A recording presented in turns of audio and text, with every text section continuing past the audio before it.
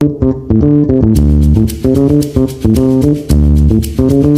everyone, good afternoon, good evening. I am Dr. Alan Ramadan Ibus, the reporter of Chapter 18, Rizal in Madrid. I'm the first reporter and the second reporter is Shahad Mikael. So, Madrid, one of the most pleasant cities of the world. It partakes at the same time of the spirit of Europe and of the Orient as a Rizal. Early in August 1890, Rizal arrived in Madrid. He tried all legal means to seek justice for his family and the Caramba tenants, but to no avail.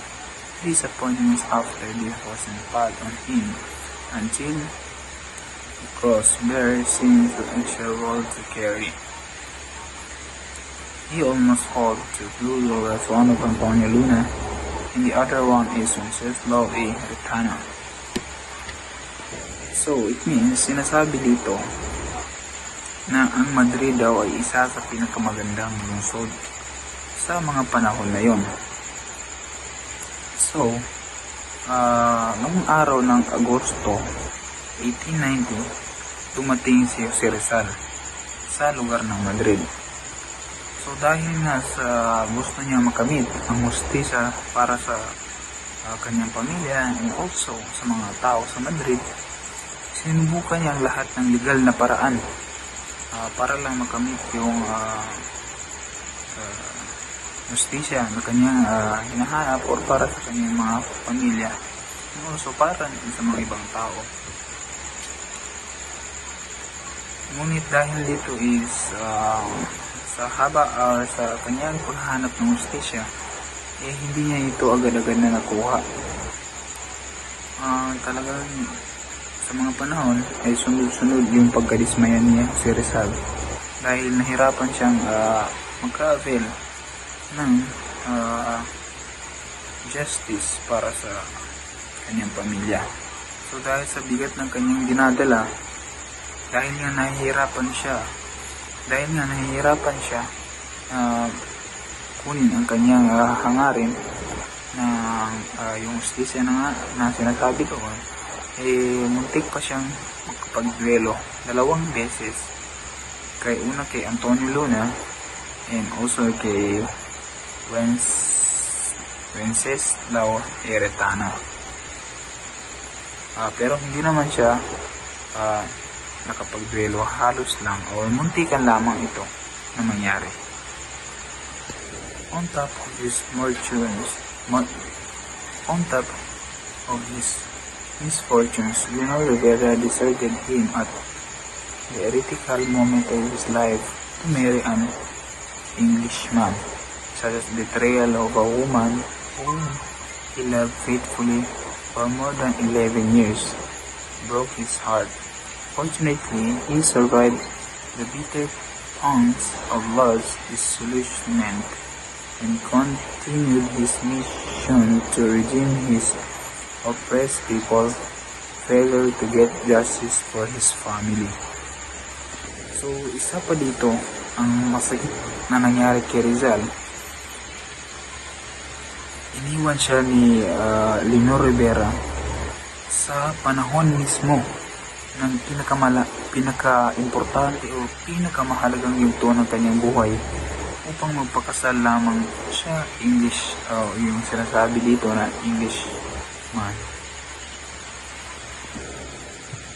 Pero kahit ganun pa man ang nangyari sa kanya, na kahit nagtaksil ang kanyang pinakamamahal na babae na umabot ang relasyon nila sa 11 years, pero umabot ang kanilang relasyon sa 11 years at yun talaga yung dahilan na talagang na-broken si Rizal, di ba?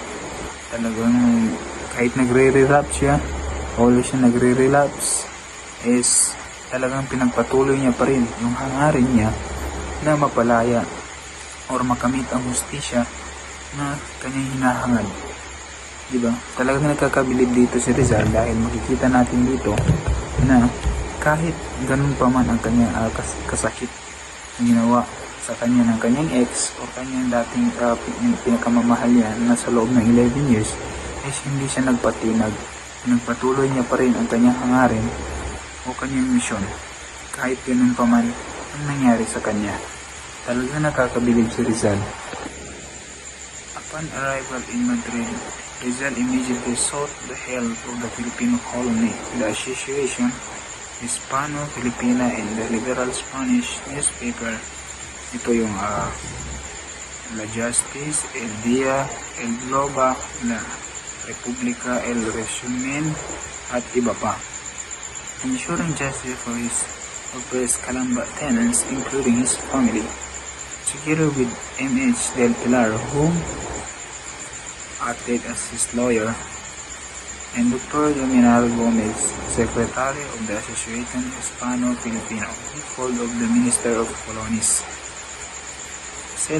Fabi, in order to protect the injustices committed by Governor General the Dominicans, the Calamba folks.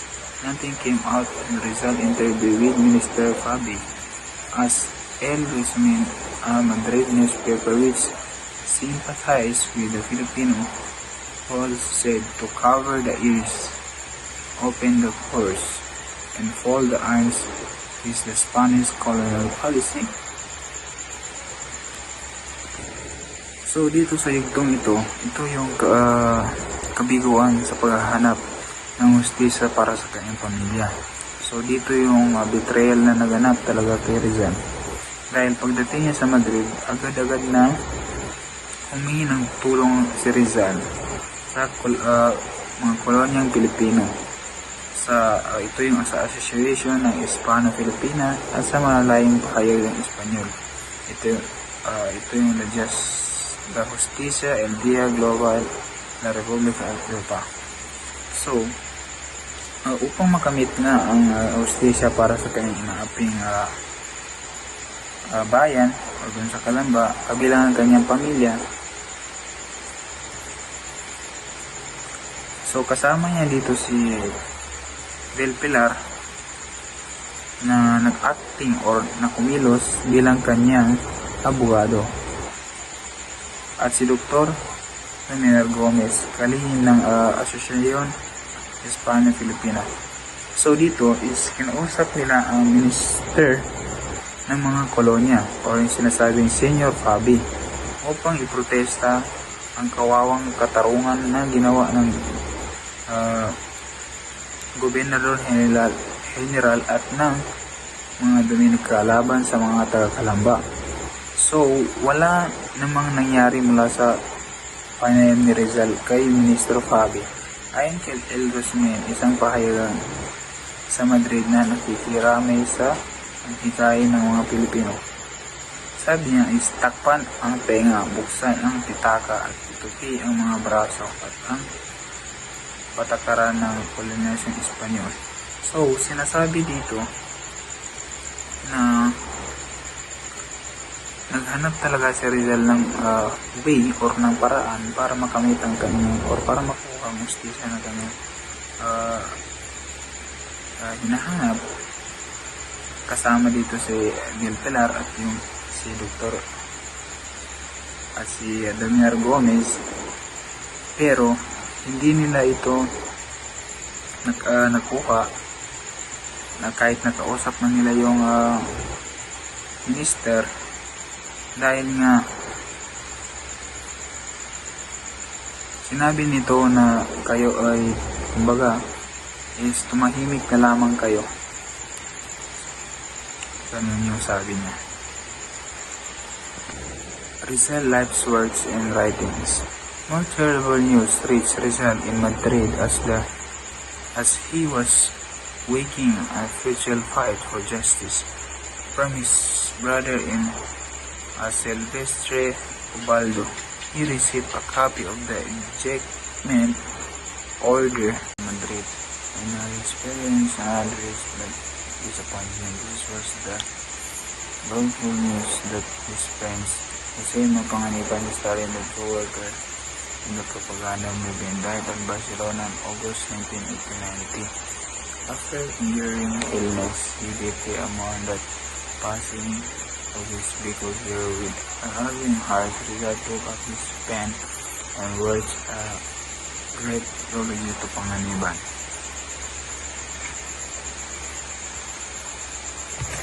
So, Panganiban, that excellent companion of labor, difficulty that emulate a friend and countryman below has described at the time early of 27, we just quite the last whisper, so inspired our arms, as they it where it seems as if we were listening to his voices, saturated with energetic patriotism, inspired by the purest love of his native land.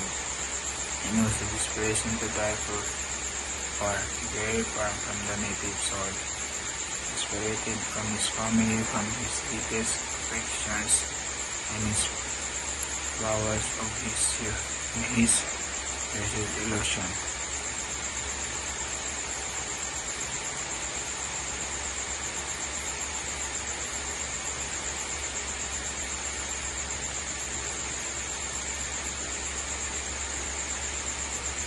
So, hindi ko na itutuloy yung pagbabasa, diretso na ako mag-explain.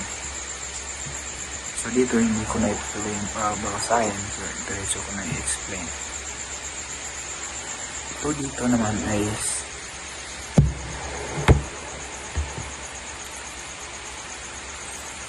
so dito, binigyan ni Rizal ng pagpupugay ang kanyang kaibigan na si Panganiban. Dahil dito, hindi pa man tuloy nakapag-ayos si Rizal sa Madrid, nakaranas na naman siya ng isa pang pagkadismaya. Ito ang malungkot na balita. Meron ng malungkot na balita. Ang kanyang kaibigan na si Jose Panganiban, ang kanyang talentadong kasama sa propaganda, ay pumano sa Barcelona noong August 1890. Matapos ang matagal na karamdaman. Ang nalungkot si Rizal sa balitang ito dahil nga matalik niya itong kaibigan at nakasama niya sa kilosang propaganda. So dahil sa mabigat na naramdaman ni Rizal, kinuha niya yung kanyang ballpen o pencil man at sumulat siya ng isang liham or sulatin na ang nilalaman nito ay pagpubuhay kay Panganiban. So ang nakasulat dito is isang malungkot na kalagayan. Si Panganiban na pinagpala ng pambihirang talino ay relihiyong katalinuhan at walang kapagurang kasipagan ay isa sa mga banal at lehitimong pag-asa ng kanyang kapaspalad na bayan. Ang ulo niyang iyo ay inilibing na sa likabok. Ang masiglang katalinuhan ay naputol ng maaga. Pilipinas kaysa Klapno. So yun yung sinulat ni Rizal para sa kanyang kaibigan na si Panganiban. So dahil nga sa may gather silang ginawa, dito is may kandang alak at sobrang nalasing si Antonio Luna.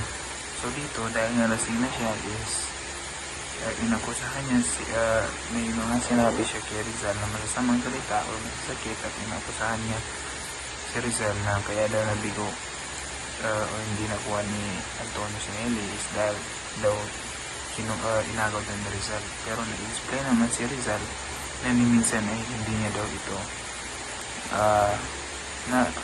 nagustuhan. At noon dahil nga nagduelo sila o hinamon ni Rizal ay hinamon ni Antonio si Rizal sa isang duelo, alam natin na si Rizal ay magaling sa pistolas, magaling naman si Antonio sa espada. So pinili as magaling si Antonio Luna sa espada, mas pinili niya na ito. Pero dito is manganganib ang buhay ni Rizal. So nung napiko na si Rizal is umayos siya, pero inawat sila ng mga tao doon dahil mas may bahay daw yung plano nila na yung yung plano nila doon kung bakit sila nandun. So dito naman is na nung may masmasan si Antonio Luna, sumingi naman siya ng tawad kay Rizal at agad naman itong tinanggap ni Rizal. And matapos dito, Rizal heard him. His high sense of chivalry could not tolerate any slur against the honor of any woman. Angered by the slanderous remarks, he challenged Luna and his friends to a duel. Rizal was a better pistol shot than Luna, but the latter was his superior as swordsman. Luna, as the challenge party, had the choice of weapons. Logically, he would have to choose the sword, in which case Rizal's life would be in jeopardy. The Filipinos were shocked by the incident. They tried to pacify Rizal and Luna, pointing out both such as duel would damage their cause in Spain. Fortunately, Luna, when he became sober, realized that he had made a fool of himself during his drunken state. He apologized for his bad remarks about the girl. Rizal immediately accepted his apology and the two became good friends again. So dito nga narinig ni Rizal yung mga pinagsasabi ni Luna.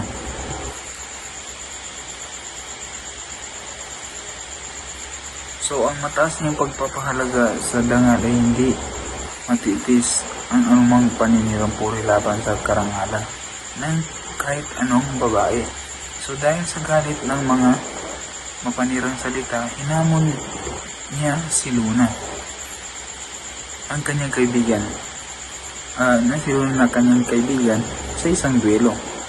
So alam naman natin, or dito is nakasaad dito na sabi is mas mahusay si Rizal sa pagbaril kaysa kay Luna, kahit na general ay hindi pa general si Luna.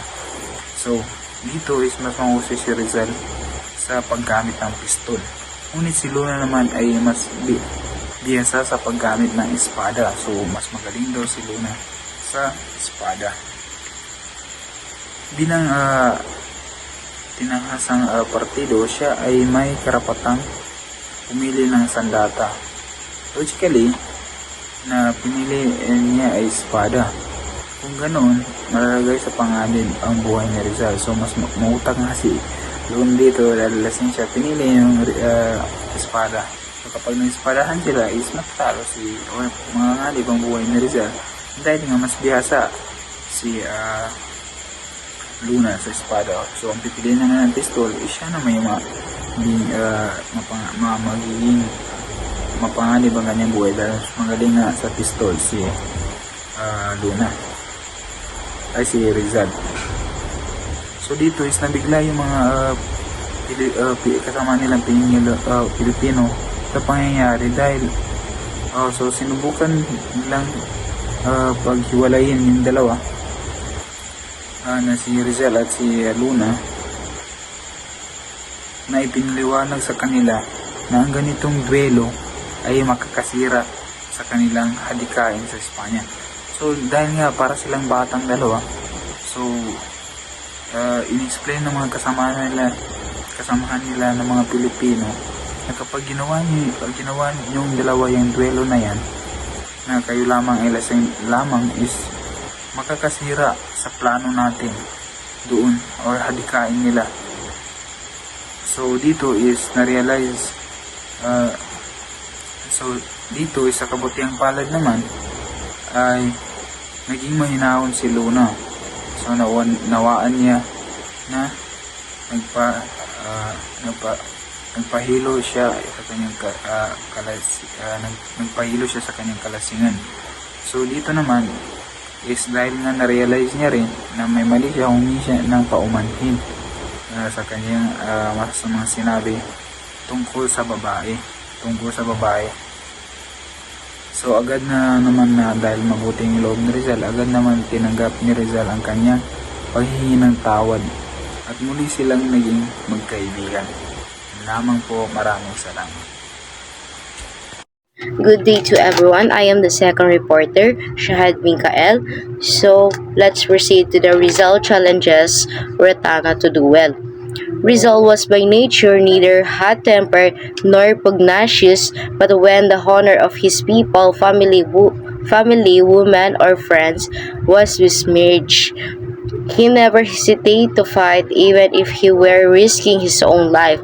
On another occasion, he challenged another man to duel Wenceslao Retana, his bitter enemy of the pen. Si Rizal ay kilalang di mainitin ang ulo o masungit, pero nang masira ang karangalan ng kanyang mga kaibigan at pamilya, si Rizal ay di nagdalawang isip na lumaban kahit itayapan niya ang kanyang sariling buhay. Hinamon niya rin si Wenceslao Retana, his bitter enemy of the pen.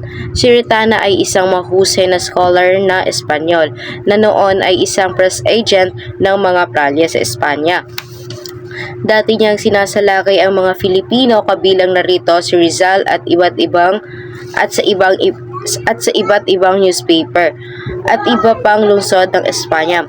Isang araw sumulat si Wenceslao Retana ng artikulo sa La Espoca, isang anti-Pilipino na pahayagan sa Madrid, at sinabi na ang mga kamag-anak ni Rizal at kaibigan ay di nagbabayad ng kanilang upa, kaya sila ay pinalayas sa Calamba. Nainsulto si Rizal kaya ito'y agad na kumilos kaya hinamon niya agad si Wenceslao sa isang challenge.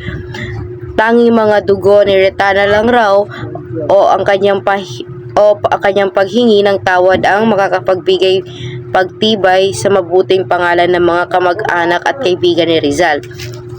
Dahil naniniwala siya na ang pagpapasya ay ang mga mas mahusay na bahagi ng lakas ng loob at higit pa upang iligtas ang kanyang sariling balat. Si Retana ay nag-publish ng kanyang paghingi ng tawad sa mga newspaper. Pinalaan siya ng mga kanyang segundo na wala siyang pagkakataon kung anumang laban kay Rizal sa isang larangan ng karangalan dahil si Rizal ang kanyang nakakataas sa baril at espada. Infidelity of Leonor Rivera. In the autumn of 1890, Rizal was feeling bitter at so many disappointments he encountered in Madrid. One night, he and some friends attended a play in the Teodoro Apollo, and there he lost his gold watch chain with a locket containing the picture of Leonor Rivera, his beloved sweetheart. The loss of the locket proved to be a bad omen early in December 1890, with the cold winds of winter swelling across the shivering city. Rizal received a letter from Leonor announcing her coming marriage with the Englishman, the choice of her mother, and asking his forgiveness. This letter was a great blow to him. He was stunned, his eyes dim with tears, and his heart break. Isang gabi, inayas si Rizal ng kanyang mga kaibigan na umattend sa isang palaro sa Teatro Apollo, at doon nawala ang gintong relo na may locket na naglalaman ng picture ni Leonor Rivera, ang kanyang beloved sweetheart. Ang pagkawala ng locket ay napatunayang isang masamang palatandaan. Noong Disyembre 1890, si Rizal ay nakatanggap ng letters mula kay Leonor na nagsasabi sa sulat ay magpapakasal na si Leonor sa isang Englishman na napili ng kanyang ina, at humingi ng kapatawaran. Nang dahil sa sulat ay napaisip si Rizal at natigilan at naglabo ang kanyang mga mata ng dahil sa luha. Lumipas ang ilang paghihirap bago makapagtapat si Rizal sa kanyang matalik na kaibigan na si Blumentritt. In his reply to Rizal dated February 15, 1891, pinayuhan ni Blumentritt si Rizal na nagsabi na your last letter filled us with sadness, na ang ibig sabihin ay ang huling isinulat ni Rizal ay nagpuno ng kalungkutan Pagkatapos ng lahat ng mga kasawiang sinapit mo, ngayon ay iniwan ka ng iyong minamahal. At sinabi rin ni Blumentritt na, I know your heart is in pain, but you are one of the heroes who can cure pain from a wound inflicted by a woman, the motherland. Later, nagpadala si Blumentritt ng sulat na nagsasabing buong puso akong nagdadalamhati na nawala sa iyo ang babaeng 3 months later, nagpadala si Blumentritt ng sulat na nagsasabing buong puso ako nagdadalamhati na nawala sa iyo ang babaeng iyong kinakasal. Rizal del Pilar Rivarli. Toward the closing days of 1890, there arose an unfortunate rivalry between Rizal and M.H. del Pilar for supremacy. Rizal, the most talented Filipino of his time, was until then the leader of the Filipinos in Europe. However, his influence declined because he had no patience with his more frivolous passions, especially those who love wine, women, and cards. On New Year's Day, 1891, the Filipinos of Madrid met to reorganize the Association Hispano-Filipina and to elect a new leader who would act as the spokesman of the Filipino cause in Europe. The Filipinos were divided into two rival camps, the Rizalistas and the Pilaristas. The Rizalistas or friends of Rizal worked hard for Rizal election as leader, while the Pilaristas or friends of Del Pilar fought for Del Pilar's election. Ang mga Rizalista o ang mga kaibigan ni Rizal ay nagsumikap para sa halalan ni Rizal bilang pinuno, habang ang mga Pilarista o mga kaibigan ni Del Pilar naman ay lumalaban para sa kandidato para sa pag-iisa, ngunit ayaw ng mga panatikong tagasunod. Sa unang pagboto, nabigo ang alinmang kandidato na makakuha ng kinakailangan dalawang ikatlong boto para sa halalan. Ang pangalawang boto naman ay may parehong resulta. Binibilang ni Rizal ang boto sa kanya, ang mga pabor sa kanya ay 19. Pagkatapos, sinabi ni Rizal na, Good, I see I have 19 friends in colony. At siya'y nagpaalam na. At ang kanyang sinabi, paalam mga senyor, iimpake ko na ang aking mga bag hanggang sa muli nating pagkikita. At kinuha niya ang kanyang sombrero at umalis. Ang mga kanyang kababayan, sa takot na sinasadya niya ang kanyang sinasabi, ay sabay-sabay siyang i-elect. Sina Mariano Ponce, Antonio Luna, Teodoro Sandico at iba pang Pilarista ay nagbago ng boto na pabor kay Rizal. Ngunit huli na, sinadya ni Rizal ang kanyang sinabi, ang kanyang pasensya sa Madrid ay nagsilbi lamang upang hatiin ang mga Pilipino. Kaya naisip niya na mas mabuti na ang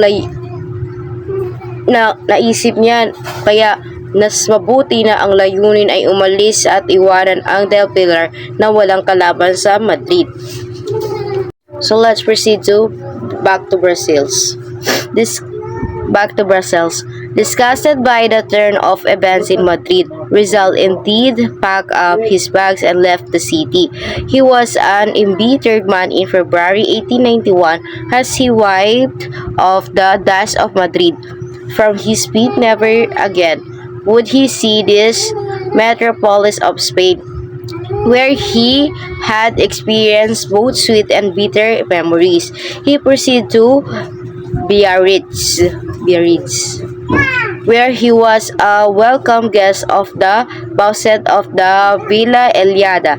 In search of solace for his broken heart, he proposed marriage to Adelina Bauset. In search of solace for his broken heart, he proposed marriage to Adelina Bauset.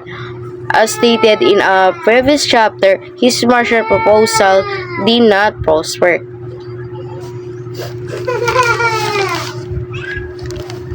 Dahil sa pagkasuklam sa mga nangyayari sa Madrid, inayos ni Rizal ang kanyang mga bag at tumalis sa Madrid. Siya ay isang taong puno ng galit noong February 1891 habang siya'y nagpupunas ng alikabok sa Madrid mula sa kanyang mga paa. Hindi na niya muling makikita ang kalakhang ito ng Espanya, kung saan naranasan niya ang matamis at mapait na alaala. At siya ay tumuloy sa Biarritz, kung saan siya ay isang malugod na guest ng Bosted sa kanilang Villa Eliada. Pagkatapos ng maikling bakasyon sa Biarritz, nagpunta siya sa Paris upang manatili kasama ang kanyang kaibigan si Valentin Ventura.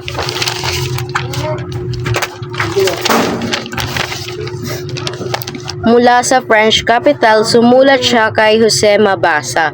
Noong April 4, 1891, sinabi niya na ang kanyang gusto ay manirahan sa Hong Kong at magsanay ng medicine. Natuwa si Basa na pumunta siya sa Hong Kong at handa pa siyang i-advance ang passage money niya.